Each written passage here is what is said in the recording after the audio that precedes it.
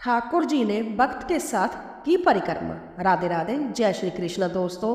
आज की जय कथा केवल एक घटना नहीं बल्कि विश्वास, समर्पण और प्रभु की करुणा का महासागर है। इसे सुनते समय आप प्रभु की कृपा को महसूस करेंगे। इसे बड़े ध्यान से सुनिएगा ताकि आप प्रभु के प्रेम के हर कण को अनुभव कर सके। मेरे प्यारे दोस्तों, जीवन की आपादापी में हम अक्सर जब भूल जाते हैं कि हमारा वास्तविक रक्षक कौन है। हम रिश्तों में, धन में और समाज में सुरक्षा खोजते हैं, परंतु जब विपत्ति का पहाड़ टूटता है तब जैसा संसार तिनके के भांति बिखर जाता है। उस समय केवल एक ही नाम, एक ही आश्रय काम आता है और वह है हमारे वृंदावन बिहारी लाल। हमें अपनी पहचान कान्हा से बनानी है। मैं केवल तेरा हूँ, यही भाव जीव को परमात्मा से जोड़ता है। आज की यह कथा जो 1993 के सावन मास में घटित हुई, इस बात का ज्वलंत प्रमाण है कि जब भगत की आस संसार से टूटकर केवल गोविंद पर टिक जाती है तब भगवान को नंगे पांव दौड़कर आना ही पड़ता है। आइए मन को एकाग्र करके और उस कालखंड में चले जब गोवर्धन धाम आज की तरह चंकाचौंध से बड़ा नहीं था, बल्कि वहाँ वनों का एकांत और प्रकृति की गंभीरता थी। जय बात मथुरा के एक प्रसिद्ध चिकित्सक डॉक्टर नाना साहब की है। नाना साहब केवल पेशे से ही चिकित्सक नहीं थे बल्कि हृदय से एक परम वैष्णव और कृष्ण प्रेमी भी थे। उनका जीवन ठाकुर जी की सेवा और स्मरण में ही व्यतीत होता था। उनके जीवन का एक अटल नियम था प्रत्येक माह की पूर्णिमा को श्री गिरिजाराज जी की परिक्रमा करना, चाहे आंधी आए या तूफान, गर्मी हो या कड़कड़ाती ठंड। नाना साहब का यह नियम कभी नहीं टूटता था। वह जानते थे कि गिरिजाराज जी साक्षात श्री कृष्ण का ही स्वरूप है। ब्रज में मानता है कि गोवर्धन की परिक्रमा करने से साक्षात गोविंद की प्रदक्षिणा का फल मिलता है। नाना साहब के हृदय में यह विश्वास पत्थर की लकीर की तरह जमा हुआ था। सन 1993 का सावन का महीना था। सावन का महीना ब्रज में वैसे भी प्रेम और उत्सव का महीना होता है। झूला उत्सव चलते हैं और घटाएं उमड़ उमड़ कर आती है। उस दिन सावन की पूर्णिमा थी। आकाश में बादलों का घना पहरा था। नाना साहब अपने नियम के अनुसार मथुरा से गोवर्धन पहुंचे। दान घाटी मंदिर पर उन्होंने दूध चढ़ाया, माथा टेका और गिरिजाराज बाबा से आज्ञा ली कि हे प्रभु, आपकी परिक्रमा प्रारंभ कर रहा हूँ, इसे निर्विघ्न पूर्ण कराना। उस समय जाने 1993 में गोवर्धन परिक्रमा मार्ग आज जैसा सुगम और पक्का नहीं था। आज तो वहाँ सड़कें हैं, बिजली की रोशनी है और हर थोड़ी दूर पर जलपान की व्यवस्था है, परंतु उस समय गोवर्धन की तलहटी में घना जंगल था, ऊबड़ खाबड़ रास्ते थे और कच्ची पगडंडियां थी। जब नाना साहब ने परिक्रमा शुरू करने का विचार किया तब संध्या हो चुकी थी। आकाश में काले बादल घिरे हुए थे और रिमझिम बारिश हो रही थी। मौसम का रौद्र रूप देखकर वहां के स्थानीय ग्रामीणों और संतों ने नाना साहब को सलाह दी, डॉक्टर साहब, आज मौसम बहुत खराब है, सावन की जड़ी लगी है, आगे के रास्ते में पानी भरा होगा और दलदल भी हो सकता है, अंधेरा गहरा रहा है। आप आज रात यहीं विश्राम करें और कल ब्रह्म मुहूर्त में परिक्रमा प्रारंभ करें। यह सलाह उचित थी और व्यवहारिक भी, परंतु नाना साहब के मन में एक द्वंद्व चल रहा था। एक तरफ शरीर की सुरक्षा थी और दूसरी तरफ संसारिक आसक्ति और कर्तव्य का लोभ। उन्होंने सोचा, अगर मैं आज रात रुक गया और कल सुबह परिक्रमा की तो मुझे वापस मथुरा पहुंचने में दोपहर हो जाएगी। इससे मेरी डिस्पेंसरी आधा दिन बंद रहेगी और मरीजों का नुकसान होगा, साथ ही मेरी आर्थिक हानि भी होगी। लेकिन अगर मैं अभी रात में ही परिक्रमा पूरी कर लूं तो सुबह पहली बस पकड़कर मथुरा पहुंच जाऊंगा और समय पर अपनी दुकान खोल लूंगा। यही वह क्षण था जब माया ने भक्त की बुद्धि पर प्रभाव डाला। लोभ और कर्तव्य की आड़ में उन्होंने एक जोखिम भरा निर्णय लिया। उन्होंने ग्रामीणों की बात अनसुनी कर दी और मन में सोचा, मेरा गिरिजा राजदार मेरा रक्षक है, वह सब संभाल लेगा। विश्वास अच्छा था, परंतु उस विश्वास के पीछे छिपा हुआ कारण दुकान जल्दी खोलने का लोभ था। और प्रभु तो भावग्राही जनार्दन है, वह तो परीक्षा लेते ही है। नाना साहब ने जय गिरिजाराज धर्म जय गोपाल का आदोष किया और अंधेरे कच्चे रास्ते पर आगे बढ़ चले। जैसे जैसे नाना साहब आगे बढ़े, रात और भी गहरी होती गई। सावन की पूर्णिमा के चांद को काले बादलों ने पूरी तरह निगल लिया था। चारों तरफ इतना घना अंधेरा था कि हाथ को हाथ नहीं सूझ रहा था। केवल बिजली की कड़कड़ाहट कभी कभी क्षण भर के लिए रास्ता दिखा देती थी। रास्ता सुनसान था, दूर दूर तक कोई परिंदा भी नहीं था। केवल जंगीरों की आवाज और हवा की साई साई करने की ध्वनि आ रही थी। बारिश के कारण कच्ची मिट्टी गीली होकर कीचड़ बन चुकी थी।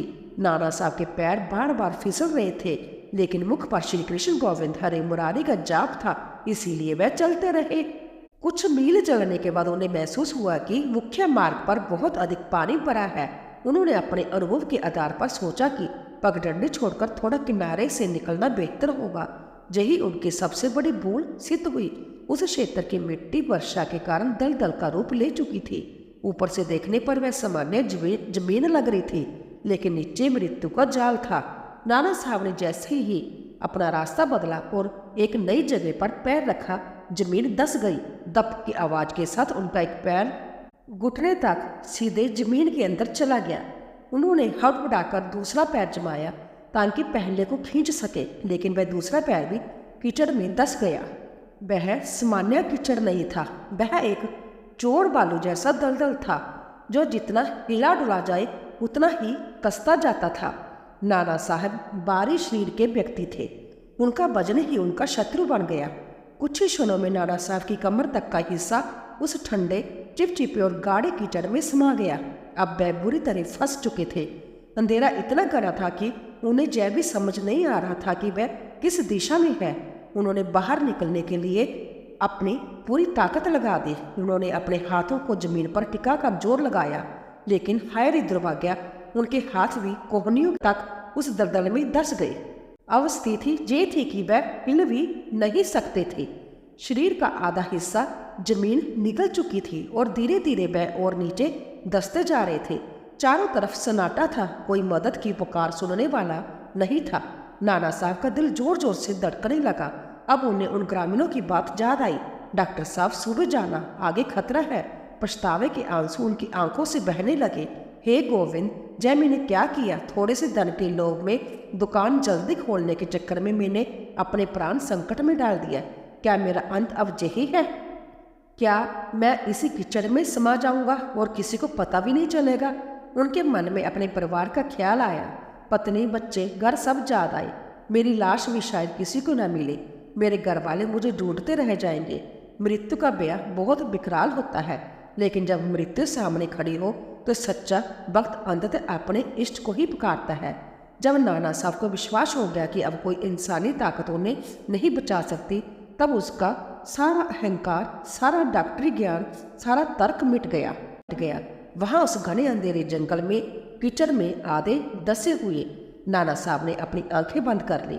अब उनके पास केवल एक ही सहारा था, बांसुरी वाला। द्रौपदी की तरह जब सारे सहारे छूट गए, तब नाना साहब ने पुकारा।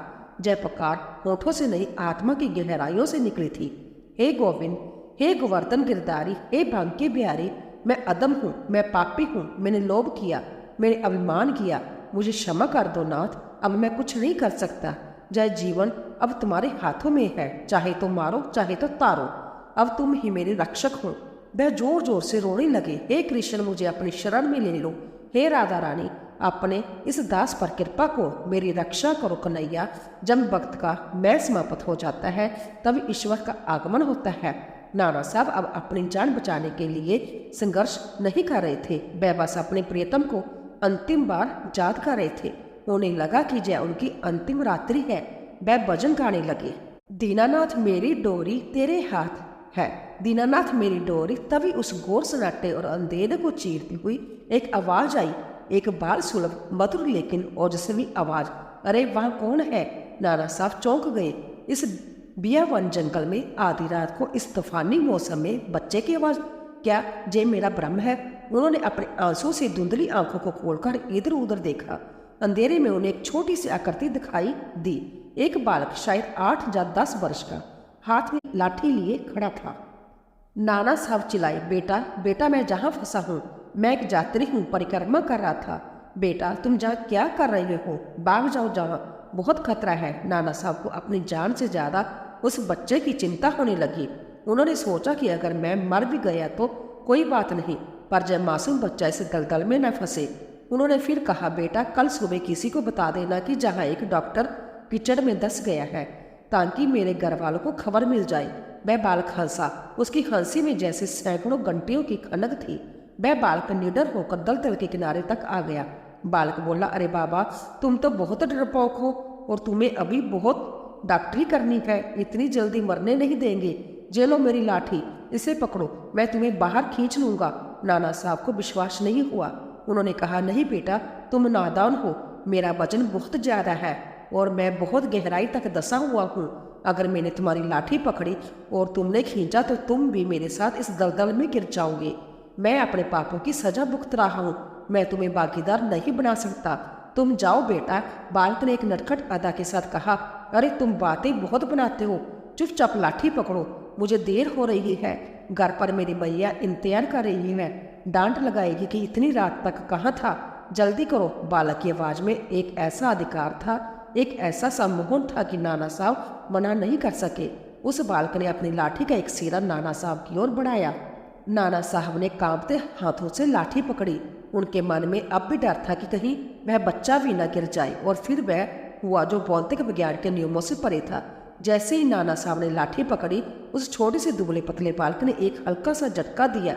सोचिए, एक भारी भरकम आदमी जो कमर तक दलदल में दसा हो, जिसे निकालने के लिए 4 मजबूत आदमियों और रस्सियों की जरूरत पड़ सकती थी, उसे उस बालक ने ऐसे बाहर खींच लिया जैसे दूध में से मक्खी निकाली जाती है। एक ही झटके में नाना साहब दलदल से बाहर ठोस जमीन पर आ गिरे। नाना साहब हतप्रभ थे। उनका शरीर कांप रहा था। वह कीचड़ से सने हुए थे, लेकिन सुरक्षित थे। वह हाँफ रहे थे। यह कैसे संभव हुआ? उस नन्हे से बालक में इतनी शक्तियाँ कहाँ से आई? मैं खड़े हुए पास के एक गड्ढे में भरे वर्षा के जल से उन्होंने अपना चेहरा और हाथ साफ किए। फिर उन्होंने उस बालक की ओर देखा। अंधेरा था, लेकिन उस बालक का चेहरा एक अजीब सी मंद आवाज से चमक रहा था। वह एक साधारण ग्वाला लग रहा था। सिर पर शायद कोई कपड़ा बंधा था, हाथ में लाठी थी। नाना साहब का हृदय कृतज्ञता से भर गया। वह बोले, बेटा, तुम कोई साधारण बालक नहीं हो। तुमने मुझे नया जीवन दिया है। लेकिन बेटा, इतनी रात को तुम इस जंगल में अकेले क्या कर रहे हो? यह सुरक्षित नहीं है। चलो, मैं तुम्हें तुम्हारे घर छोड़ देता हूँ। तुम्हारा घर कहाँ है? बालक मुस्कुराया।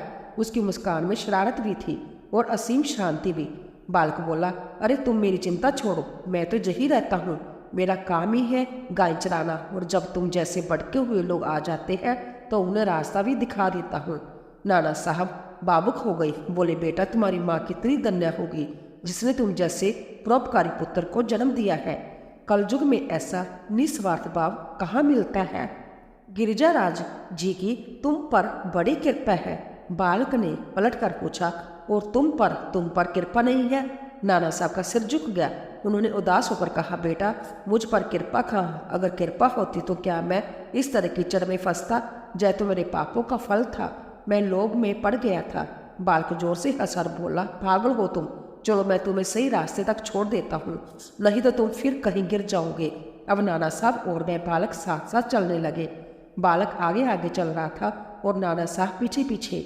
नाना साहब को महसूस हो रहा था कि उस बालक के आसपास का वातावरण बहुत सुगंधित है, जैसे रजनीगंधा और तुलसी की भीनी भीनी खुशबू आ रही हो। उस घने अंधेरे में भी बालक बिना किसी डर के, बिना लड़खड़ाए ऐसे चल रहा था जैसे वह दिन की रोशनी में अपने घर के आंगन में चल रहा हो। चलते चलते बालक ने कहा, बाबा, तुम परिक्रमा करने आए थे ना, तो अपना नियम क्यों तोड़ा? अब देखो, सामने सही पक्का रास्ता आ गया है। अब तुम अपनी परिक्रमा पूरी करो और भगवान का नाम लो। नाना साहब ने देखा कि सचमुच वह जंगल से निकलकर मुख्य परिक्रमा मार्ग पर आ गए थे। उनके मन में शांति आ गई। वह बालक की ओर मुड़े ताकि उसे गले लगा सके, उसे कुछ उपहार दे सके, या कम से कम उसके माता पिता का नाम पूछ सके, ताकि बाद में जाकर उनका आभार व्यक्त कर सके।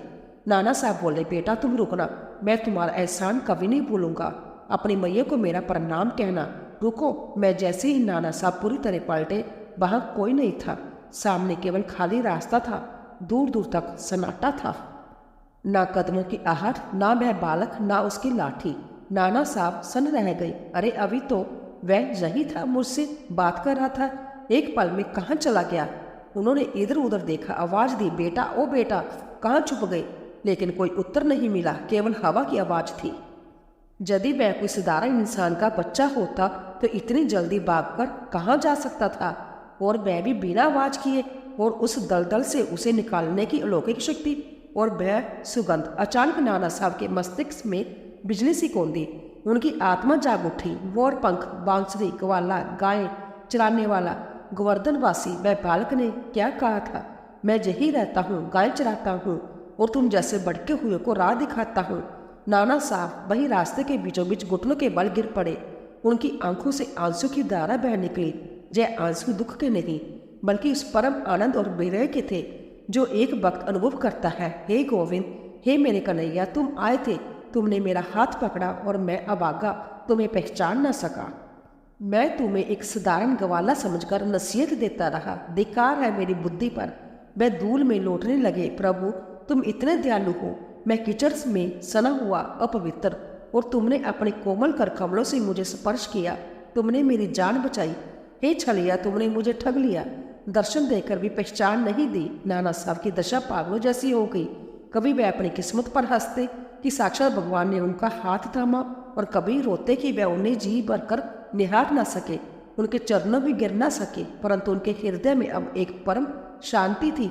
उन्हें अपना उत्तर मिल चुका था। उनकी परिक्रमा सफल हो गई थी। प्रभु ने उनकी पुकार सुनी थी। नाना साहब ने बाकी की परिक्रमा उस दिव्य नशे में पूरी की। उस दिन के बाद उनका जीवन बदल गया। उनकी डॉक्टरी चलती रही, लेकिन उनका मन सदा के लिए उस बालक के पास गिरवी रखा गया। जरा विचार कीजिए, क्या यह संभव है कि एक 10 साल का बच्चा बिना किसी मशीन के एक भारी भरकम व्यक्ति को दलदल से एक झटके में निकाल ले? नहीं, जय भौतिक जगत में संभव नहीं, जय केवल वाब जगत में संभव है। जब हम सच्चे दिल से बिना किसी छल कपट के उस परम पिता को पुकारते हैं तो वह आता है। वह कभी मित्र बनकर, कभी बालक बनकर, कभी हवा का झोंका बनकर हमारी मदद करता है। श्री कृष्ण कहते हैं, जो अनन्य भाव से मेरा चिंतन करते हैं, मैं संभव उनकी आवश्यकताओं को पूरा करता हूँ और उनकी रक्षा करता हूँ। नाना साहब की यह कथा हमें सिखाती है कि भगवान पर विश्वास कभी डगमगाना नहीं चाहिए। जब हम खुद को बचाने की कोशिश छोड़कर ईश्वर पर निर्भर हो जाते हैं, तभी चमत्कार होता है। विपत्ति काल में भगवान का नाम ही सबसे बड़ा शास्त्र है। तो आइए अपने हाथ उठाए और उस गोवर्धनधारी, उस माखन चोर, उस भक्त वत्सल भगवान के चरणों में अपना सिर अर्पण करें।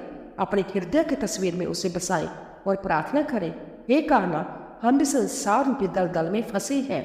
माया ने हमारे पैरों को जकड़ रखा है। हमें भी अपनी लाठी का सहारा दो प्रभु। हमें भी इस भवसागर से बाहर खींचो। हम तुम्हारी शरण में हैं। अब मेरे साथ प्रेम से बा विपोर होकर जयकारा लगाइए, ताकि आपकी आवाज़ सीधे वृंदावन तक गूंजे। बोलिए बांके बिहारी लाल की जय। बोलिए गिरिजा राजदारन की जय। वृंदावन बिहारी लाल की जय। दोस्तों, अगर इस कथा ने आपकी आंखों को नम किया है, अगर आपके दिल में कान्हा के लिए प्रेम का दिया जलाया है, तो इस कथा को केवल एक कहानी समझकर मत भूल जाइएगा। इसे अपने जीवन का संबल बनाइए। जब भी मुसीबत आए, याद रखिएगा, एक लाठी वाला ग्वाला आपके साथ खड़ा है। दोस्तों, आशा है यह कथा आपको पसंद आई होगी। अगर पसंद आई हो तो वीडियो को लाइक करके कमेंट में जय श्री कृष्ण जरूर लिखें। चैनल पर अगर पहली बार आए हो तो चैनल को सब्सक्राइब जरूर करें। जय श्री कृष्ण।